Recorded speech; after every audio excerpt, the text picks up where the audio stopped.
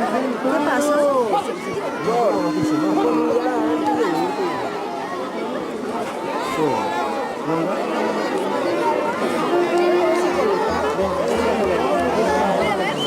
Es sencillo. Rogamos al público, por favor, mantenerse en silencio y en su mismo sitio, no se mueva porque viene más bravos.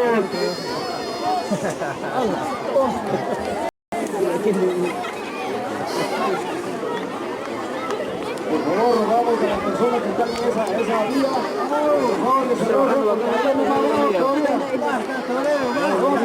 Esa banda, por favor. Silencio, silencio, todo el público en silencio. Están entrando todavía más bravos. Por favor, rogamos. Así es la voluntad de Centro Pueblo. Nosotros somos centro. ¿Por qué centro? ¿Por qué? Ahí vienen ellos y van a entrar aquí. Está jugando bien el cobrito y nadie lo mira. Ahí vienen los bravos.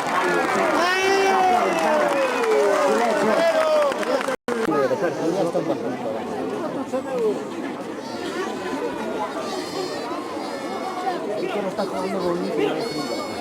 Ahorita Juan está mirando más. Chato, es tuyo. Chato, basta de chato. Aguanta, pues.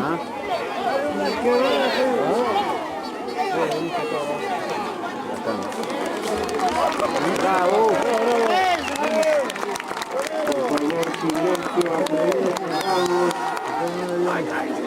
Por favor, rogamos un poco de silencio hasta que entren los bravos.